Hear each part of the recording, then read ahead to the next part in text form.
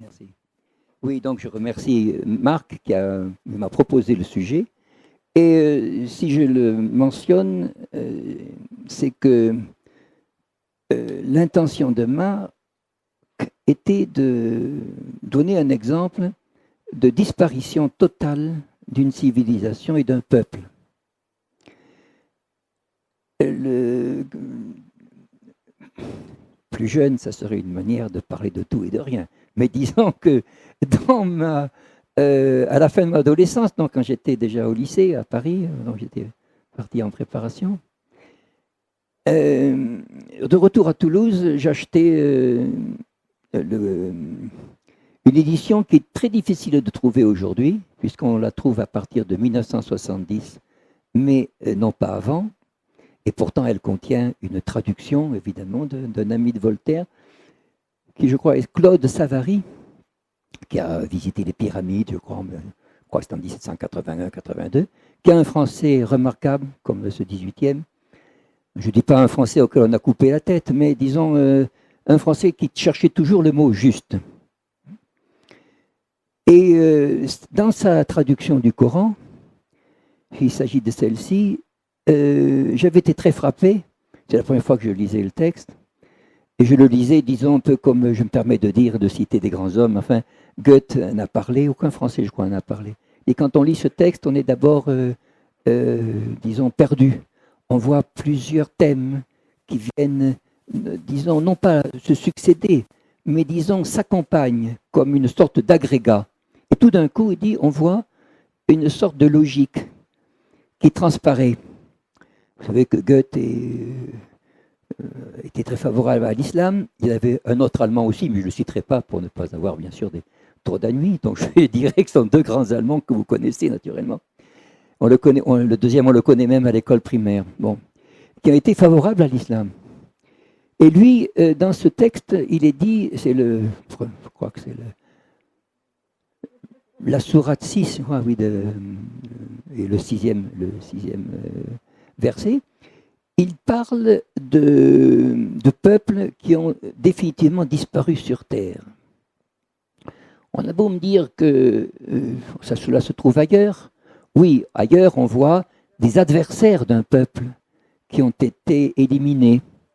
Bien, au besoin, on les ressuscite pour les rééliminer à nouveau. Mais ça, c'est dans la Bible, par exemple, qu'on le trouve, oui. Mais dans le Coran, il est vraiment marqué qu'il y a des peuples qui ont disparu pour toujours et dont on n'a pas la moindre idée. C'est-à-dire que l'idée a été effacée. C'est dans le sourate qui se nomme les troupeaux à l'An'am, qu'on a traduit aujourd'hui par les bestiaux, parce qu'évidemment, au XVIIIe, on parlait le français, maintenant on n'a pas ce sens, si je puis dire, pas de la beauté, mais on manque de sensibilité énormément. Voyez, le monde devient de plus en plus abstrait, et par là même friable. C'est-à-dire que la sensibilité, elle, est le premier geste, la racine de l'esprit. Oui. Oui. Bon, je ne parle pas de la musique, mais bon, je parlais toujours des mêmes sujets. Mais disons, pour le continent mu, du continent mu, disons, je ne connaissais, je vous y renvoie, à ce livre d'une collection rouge qui était J'ai lu. Je crois que dans J'ai lu, vous aviez le premier livre qu'on appelle The Lost Continent of Mu, car la prononciation est Mu, d'après ce que dit le colonel Churchward. Et permettez-moi de vous présenter ce colonel, si je peux le montrer ici. Vous l'avez en image, non? Il est parti, c'est déjà la grève, non? À l'image. Ah bon, c'est moi qui ne tourne pas. Eh bien, ce colonel, dont je tiens à vous présenter le visage, est un homme sensible, et je ne dis pas énergique, mais on peut dire attaché, possédé par une idée, C'est un peu comme ces personnes sont des personnes que j'ai vues dans plusieurs milieux, qu'on dit ésotériques, oui, mais qui sont, disons, attachées à remplir une tâche qui finalement comble leur vie. Ça a été le cas de cet Anglais qui est mort aux États-Unis et également d'un deuxième Anglais, un Écossais plutôt, qui est William Niven, N-I-V-E-N, qui a beaucoup aidé Churchward à fournir, à trouver des exemples de ce que lui aurait apporté la lecture de tablettes d'argile que, comme officier de l'armée des Indes, et très jeune officier puisqu'il devait avoir 24 ans à l'époque, il avait reçu d'un de ces sages qu'on appelle les rishis, lors d'une famine, ceci est connu dans les biographies, d'une famine aux Indes, une famine qui était périodique. Je me permets, pour ceux qui n'ont pas peut-être feuilleté le début du continent perdu, de parler de ces circonstances, dont, par exemple, dans des rubriques comme Wikipédia, etc., où on est toujours prompt à décrier et finalement à exciter les gens les uns contre les autres, quoi. Les ésotéristes contre les non-ésotéristes, etc. On parle d'une sorte d'abus de Churchward, d'une tromperie dont il aurait été la victime. Il est très difficile, quand on voit cet homme, évidemment, pour ça que je montre l'image, de penser qu'il a été victime d'une tromperie quand même pendant, disons, une cinquantaine d'années. Ce n'est pas tout à fait le genre du personnage. Pas du tout. Et le deuxième, qu'on appelle Niven, est connu non pas pour avoir, disons, mis à jour des tablettes comme du même genre, je crois que c'est nord-nord-ouest de Mexico, et dans les montagnes, vous savez que Mexico est très haut, à 2100 mètres par là, mais il est connu comme minéralogiste. Donc, c'est un homme qui a une carrière scientifique. Ce n'est pas, si je puis dire, un publiciste. Ce n'est pas quelqu'un qui est là pour créer une réputation, pour se créer une réputation. Il a un travail qui est également de créateur et d'inventeur qui rend inutile toute opération, disons, on pourrait dire maintenant, de communication. Vous voyez, je dirais que ce n'est pas le même type d'humanité que celui que nous connaissons et qu'il faut donc regarder ou considérer avec patience ces documents qu'il nous donne. Le prêtre en question, le rishi, voit que le colonel, donc le futur colonel plutôt, est intéressé par l'archéologie, donc il lui apporte des documents, puis ensuite ça devient, il y a quelques centaines, puis milliers, etc. Bon, et lui commence à déchiffrer, et comme je vous l'avais dit dans une autre conférence, je crois, où je citais un chercheur allemand mort l'an dernier, Landmann, il ne faut pas opposer, à mon sens, ce qu'on appelle les tenants de l'alphabet des anciennes civilisations avec les tenants des hiéroglyphes. D'abord parce que les alphabets, c'est Landmann l'a découvert en Allemagne, ça, évidemment ce n'est pas très connu, le livre n'est pas traduit, le livre s'intitule L'ébranlement de l'image du monde. Il y a à l'intérieur des hiéroglyphes égyptiens des lettres alphabétiques. Je peux vous le montrer, enfin, pas de conférence, on peut retrouver le terme de cote, par exemple, que vous trouvez en mexicain, le COT, par exemple, pour désigner Dieu. On peut trouver flock, par exemple, pour le participe passé, le prétérit de fliegen, voler. Bon, je vous donne l'exemple allemand, parce que c'est ce qui me vient à l'esprit. Mais vous avez d'autres choses. Alors, bien sûr, les dessins ont une indication, donnent une indication. Mais il n'est pas impossible, ce n'est pas exclusif. Un glyphe, comme on dit, n'est pas exclusif d'un alphabet ou d'un son. Bon.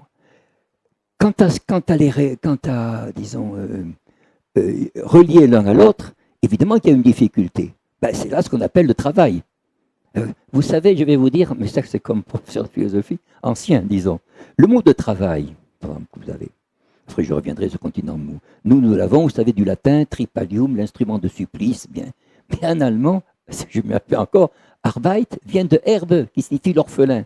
L'homme travaille quand son père n'est plus là pour le nourrir. C'est-à-dire que nous travaillons sur les civilisations anciennes, car les anciens ont disparu. Vous voyez ? C'est parce que justement nous sommes, alors les grands mots c'est orphelin si vous voulez, mais le travail est une sorte de substitut, ou plutôt le complément d'une absence. Et c'est-à-dire que, je ne sais pas, enfin même je ne suis pas un bibliste, hein, peut-être vous l'avez remarqué, mais enfin je ne suis pas un bibliste convaincu, disons. Mais quand même quand on dit Adam est sur terre pour travailler, ben, c'est qu'il est sorti du paradis, évidemment. Bon, alors on a dit oui, non. Ben, enfin, on peut dire oui et non, mais nous n'étions pas. Et comme j'avais un professeur de logique à la Sorbonne, il dit nous n'étions pas, et pourtant, il dit répété souvent, et ça me revient à mu, nous aimerions bien savoir ce qui s'est passé, non pas il y a 2000 ans, 3000 ans, mais il y a 50 000 ans. Car là, nous aurions une idée vraiment de l'évolution humaine, s'il y a évolution. Alors, je vais vous dire ça dans l'ordre. Je reviendrai là-dessus. Pour Sherward, il n'y a pas d'évolution. C'est-à-dire que l'homme la nature crée toujours quelque chose de manière achevée et parfaite. C'est ce qu'on appelle la finitude en philosophie moderne. Voilà. Mais les mains nous avons des mains, on n'a pas des mains à 6 doigts, on a des mains à 5 doigts. Bon, bien. S'il n'y a pas d'évolution, il y a en revanche une régression. Et il disait ce que l'on montre aujourd'hui comme des peuples sauvages, c'est-à-dire, selon le latin, des peuples qui vivent dans des forêts, qui vivent plus ou moins bien. Eh bien, ce sont des peuples qui descendent, non pas de géants peut-être, enfin qui descendent d'hommes normaux, voyez-vous, qui ont été voulus comme tels, et qui, à cause d'un accident, de quelque nature que ce soit, sont fixés sur une manière d'être qui est assez complexe en général. C'est ce que disent les ethnologues lorsqu'ils vous parlent des tribus indiennes, par exemple, de leur manière, de leurs usages, etc. Ça fait une certaine restriction de liberté, si vous voulez, liberté d'action. Et qui ne change pas, qui ne varie pas. Voyez ? Et qui, même au contact de populations, disons, qui pourraient leur apporter quelque chose, choisissent en réalité, si je puis dire, c'est un peu pour reprendre la formule de l'évangile mais à l'inverse, non pas la meilleure part, comme on dit à Marie, mais la plus mauvaise part. Voyez ? Ça, c'est une idée très importante qu'a développée Churchward à propos du continent mu. C'est pour ça que cette question-là, m'a-t-on demandé, est-ce une question ésotérique? Oui, bien sûr. Mais il y a une question humaine, anthropologique, ethnologique. Il ne croyait pas donc à cette évolution et il pensait, c'est là le sens de la deuxième, il a écrit, disons, après son ouvrage, le détail de ce qu'il avait vu, c'est-à-dire d'après ce qu'il avait découvert et d'après les tablettes que Nivens lui a données et qui l'ont fait, disons, publier en 1925. Donc, vous voyez, la première découverte est de 1974, la première édition est de 25, du livre Le continent perdu, et puis ensuite réédité en 31, 37, il est mort en 37. Mais en fait, pas réédité. On a réédité l'édition de 25-26, mais ce sont les enfants, les successeurs, qui ont édité ce que leur père avait fait. Cela signifie donc que Sherward a travaillé jusqu'à la fin de sa vie, ce qui est du reste l'objet de moquerie de la part de plusieurs personnes, vous voyez, en disant oui, c'est un homme qui avait une idée fixe. Bah oui, évidemment qu'on a une idée fixe. Évidemment que si vous montez des marches d'escalier, vous avez une idée fixe, c'est de mettre votre pied l'un devant l'autre. Hein. Oui. Voilà, c'est ça. Vous voyez comme quoi on peut dévaluer une proposition. Dans ce premier, il a écrit 4 livres. Le premier, donc, qui est le récit des circonstances, mais ça c'est bref, de découverte, les principes qu'il a tirés des lectures de ces tablettes, et puis il a insisté sur le détail, si je puis dire, des découvertes. Le deuxième, c'est la force cosmique de Mu, non ? Le troisième, dont je vous parlerai, puisque vous verrez dans quelques secondes la couverture. Et ensuite, vous avez les enfants de Mu, the Children of Mu, c'est-à-dire des peuples qui, après la destruction totale, complète de ce continent, ont survécu à celui-ci, car ce continent avait envoyé des colonies, bien sûr, dans le monde. Et vous verrez, la principale colonie est l'empire des Ouïghours. Donc, je vous montrerai une image. Et il dit que ces Ouïghours, dit-il, sont présents jusqu'en France du Nord, puisque je parlais de la France du Nord à un ami italien tout à l'heure, et également en Espagne du Nord, c'est-à-dire chez vous, dans les Pyrénées. Et vous avez, après les forces cosmiques de Mu, qui parlent des forces divines, etc., de la manière dont elles s'exercent, vous avez donc les enfants de Mu, et vous avez le dernier qui est sur On the Light, donc sur la lumière. Ça, c'est un traité entier de cosmologie. C'est-à-dire qu'il donne un principe cosmologique important en disant que la lumière est une rencontre de forces. On dit que c'est fréquent. Un homme, je me permets de dire, un homme plus jeune que moi dirait ça, c'est ce qu'on pensait au 19e. Oui, mais au 19e, on avait raison. Bien sûr, c'est-à-dire qu'on voyait qu'il y avait, comme on dit, des pôles positifs, négatifs, qu'il y avait une attirance de force, qu'il y avait même des points qui étaient neutres par rapport à ces forces-là. Et en matière de pensée, c'était la dialectique, évidemment, tout ça, c'est ça que vous connaissez. Et pour lui, donc, je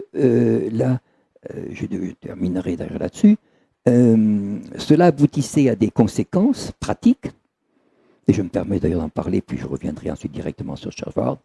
Par exemple, sur le fait que le col de Soleil est un corps froid. Vous savez que c'est une thèse, enfin classique, on ne peut pas dire, mais une thèse qui a été défendue par Herschel, le découvreur d'Uranus, je crois que c'est 1781. Et Herschel était Wilhelm Herschel, c'était un homme que son père avait destiné à la musique, qui avait été même une sorte de directeur de chœur. Et évidemment, le génie des mathématiques le prenant, évidemment, après avoir vu disons, comme soldat, vu tous ces massacres de la guerre de 7 ans, des massacres que vous avez dans le Candide de Voltaire, a décidé, disons, d'aller en Angleterre, parce qu'il avait pris le parti des Anglais avec le Hanovre, le hanovrien, et donc s'est mis à découvrir des comètes, et donc cette planète, avec sa sœur Caroline, vous verrez ça sur Wikipédia, qui est la première personne, je ne dis pas femme, comme on dirait aujourd'hui, on n'est pas, enfin, bon, avec un grand F, non, je ne dis pas le nom de Schiappa, mais enfin, bon, je ne l'ai pas dit. Mais vous avez, disons, cette femme Caroline, disons sa sœur, a été la première astronome à recevoir de l'argent d'un gouvernement. Et c'est avec son frère, tous les deux, qu'ils ont fait, évidemment, cette découverte très importante. Et elle est revenue en Allemagne. Et donc, il faut saluer ce Herschel qui lui-même a toujours défendu cette thèse du soleil froid. Bon, je reviendrai là-dessus. C'est très important pour ceux, par exemple, qui s'intéressent, je ne sais pas, au voyage extraterrestre ou autre. Quand on vous montre, par exemple, je dis ça, mon Dieu, comme je parlais, on vous montre des corps qui rentrent dans le soleil et qui en sortent, évidemment, il faut bien comprendre qu'il n'y a pas 5 millions de degrés. Parce que s'ils en sortent, c'est qu'ils peuvent rentrer. Et déjà y rentrer, il faut vraiment que la température s'apaise. Alors, d'où cela vient-il?